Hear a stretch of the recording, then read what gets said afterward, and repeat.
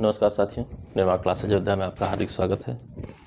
आज current affairs के नए इशू में हम लोग कुछ बड़े इम्पॉर्टेंट क्वेश्चन हैं, लॉ के विद्यार्थियों के लिए और इम्पॉर्टेंट है। जीएस का प्रश्न है, ना कि लॉ का। ठीक है, जीएस में अगर लीगल कोई डेवलपमेंट होता है तो वो भी जीएस का प्रश्न बन जाता है, तो उसी हिसाब के प्रश्न हैं। देखते हैं क्या है। आपराधिक प्रक्रिया पहचान अधिनियम 2022 आया है। पहला प्रश्न है हमारा, आपराधिक प्रक्रिया पहचान अधिनियम 2022। ठीक है, आपराधिक प्रक्रिया पहचान अधिनियम 2022। इसमें क्या रहता है कि जो अपराधी प्रकृति के लोग होते हैं, पकड़े जाते हैं और तमाम चीज़ें रहती हैं, तो उनका आइडेंटिफिकेशन करके रखा रहता है। ठीक है, उनकी पहचान रखी रहती है ताकि आने वाले समय में किसी इन्वेस्टिगेशन में या किसी अन्य संदर्भ में उसको यूज किया जा सके। ठीक, अभी इससे पहले ये जो था वो लगभग 120 वर्ष पुराना था। ठीक है, अभी जो इससे पहले पहचान का था 102 वर्ष पुराना था। ठीक है, 102 वर्ष पुराना था, उसको बदल करके यह लाया गया है। ठीक है, तो 102 वर्ष पहले था बंदियों की पहचान अधिनियम 1920 का, आइडेंटिफिकेशन ऑफ प्रिजनर्स एक्ट 1920। ठीक, इसको हटा देगा। ठीक, अब इसमें नई बात क्या आई, ये जो अपराध से जुड़े लोग होते हैं इनकी बायोलॉजिकल, ठीक है, सैंपल्स जो होते हैं बायो सैंपल्स जो होते हैं उनको भी अधिकार मिल जाएगा।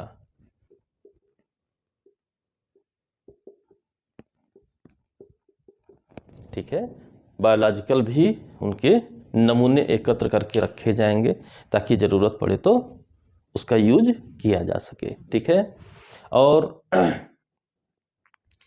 एक जैसे अपवादित स्थिति भी बताई गई कि अगर 7 वर्ष से कम सजा वाला अपराध हो, ठीक, तो यहां मना किया जा सकता है।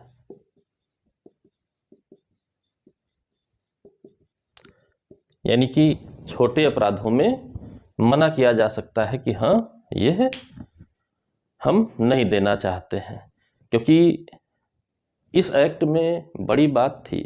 ठीक है, हम लोगों के संविधान में एक चर्चा रहती है निजता का अधिकार, निजता का अधिकार, यानी कि राइट टू प्राइवेसी। ठीक है, इसको मेंटेन रखना जरूरी है ताकि मूल अधिकारों का उल्लंघन ना होने पाए, तो उसीलिए एक ऐसी बात भी बनाई गई।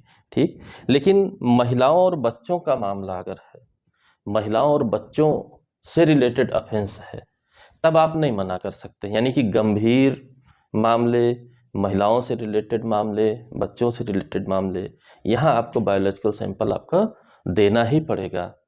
अदर कोई मैटर है, 7 वर्ष से कम सजा वाले हैं, तो वहाँ पर आप मना कर सकते हैं। तो ये बात ध्यान रखना है। ठीक, इसके बाद चर्चा में रहा है UNHRC।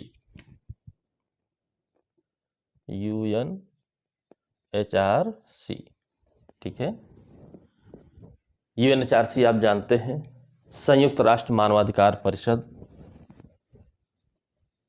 संयुक्त राष्ट्र मानवाधिकार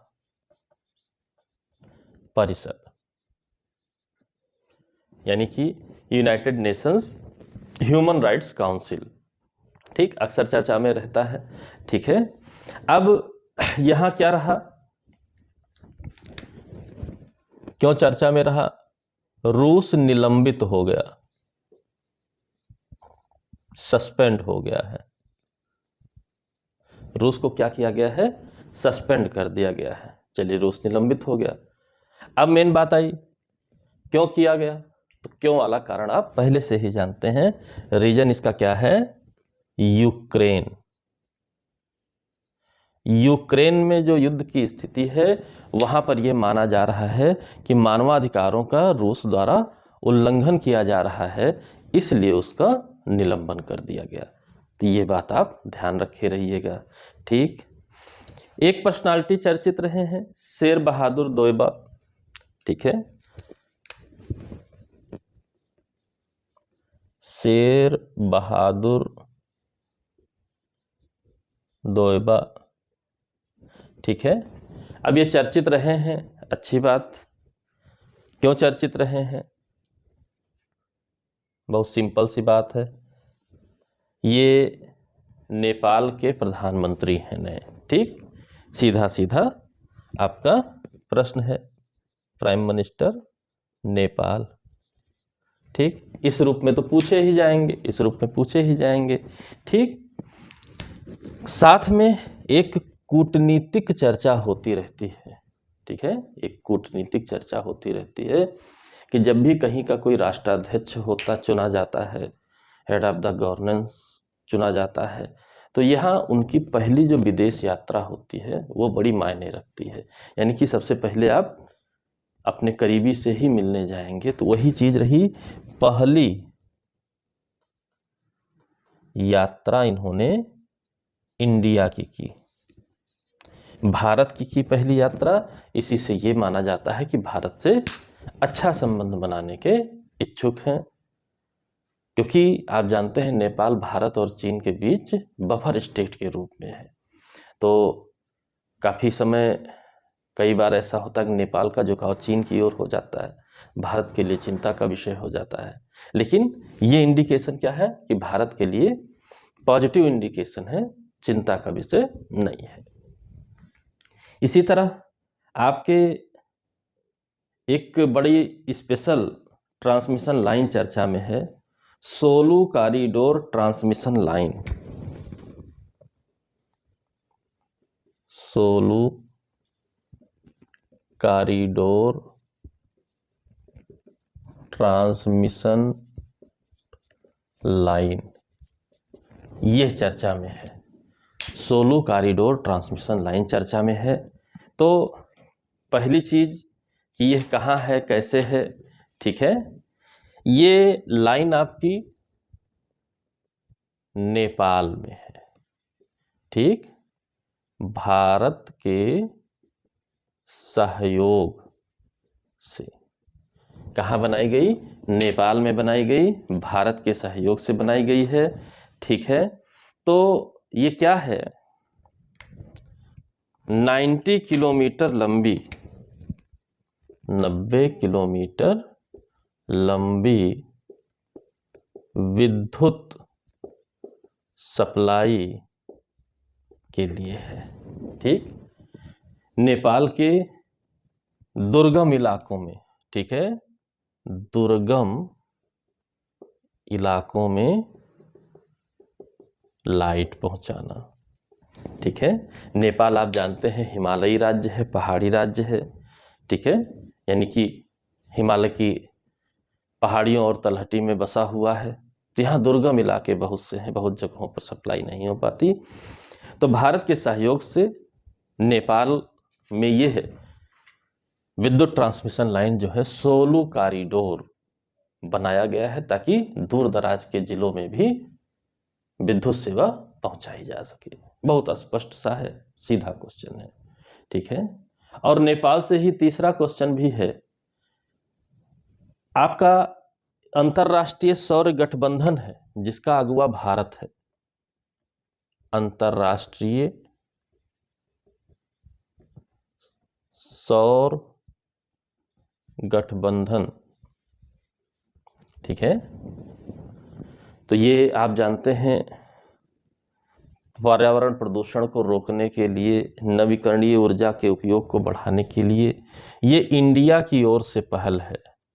इंडिया ने ये पहल कर रखी है, तमाम देश इसमें शामिल हो रहे हैं, बड़े छोटे। इसमें खास बात क्या रही, क्यों चर्चा में रहा? इसमें नेपाल भी शामिल हुआ। ठीक है, नेपाल शामिल हुआ 105वां देश, ठीक है। नेपाल 105वां, यानी कि 105 देश जो है इसमें शामिल हो चुके हैं। तो आप इसी से अंदाजा लगाइए कि भारत की पहल का यह गठबंधन कितनी तेजी से आगे बढ़ रहा है, ठीक है। बहुत सिंपल सी बात है, ठीक है। एक जयनगर स्टेशन, ठीक है, और कुर्था नेपाल, यह जो है नेपाल से ही अगला क्वेश्चन भी है। नेपाल और भारत को रेल लाइन, ठीक है, एक रेल लाइन चर्चा में है, ठीक। रेल लाइन जो चर्चा में है वो कहाँ से? जयनगर स्टेशन बिहार से, जयनगर स्टेशन बिहार से लेकर के, ठीक है, कुर्धा नेपाल, कुर्धा नेपाल, ठीक है। ये नई रेल लाइन शुरू हुई है, आपकी रेलगाड़ी प्रारंभ हुआ है। और साथ ही साथ नेपाल में रुपे कार्ड, नेपाल में स्वीकार कर लिया गया है। यानी रुपे कार्ड भारत का एटीएम कार्ड है, भारत की मैन्युफैक्चरिंग है, इसको नेपाल ने स्वीकार कर लिया है कि रुपे कार्ड से किए गए पेमेंट को हम स्वीकार करेंगे। यानी कि भारत के जो है कार्ड को यहाँ पर शुरुआत कर दी गई है, ठीक है। बहुत सिंपल सी बात है। एक और क्वेश्चन, इमैनुअल मैक्रां,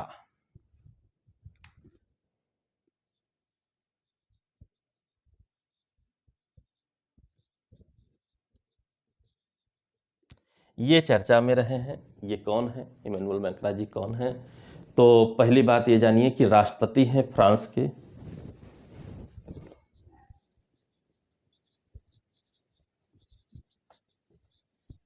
ठीक है। पुनर्निर्वाचित हुए हैं। क्यों चर्चा में रहे?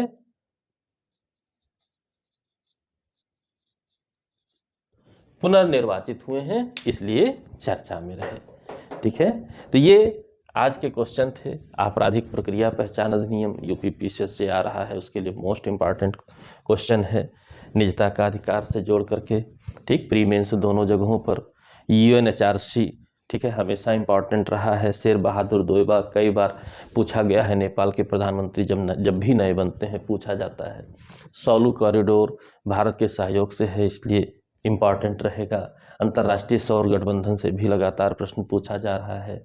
रेलवे लाइन जब भी विदेशों के लिए बनती हैं, चाहे वो बांग्लादेश के लिए हो या नेपाल के लिए, अक्सर पूछा जाता रहा है, ठीक है। और इमैनुअल मैक्रां भी पूछ सकते हैं, एक बार पूछे हुए हैं, कहाँ के राष्ट्रपति हैं या फ्रांस के राष्ट्रपति कौन है। तो ये प्रश्नों को आपको प्रश्न पत्र में आने के दृष्टिकोण से मोस्ट इंपॉर्टेंट प्रश्नों को आपको ध्यान रखना चाहिए। आशा करता हूँ वीडियो पसंद आई होगी। पसंद आई हो लाइक करें, शेयर करें। चैनल को अगर ना सब्सक्राइब किया हो सब्सक्राइब करें, बेल आइकन जरूर दबा दें ताकि वीडियोज आपको सही समय पर नोटिफिकेशन मिलता रहे। मिलते हैं अगले वीडियो में, तब तक के लिए जय हिंद, जय भारत, धन्यवाद।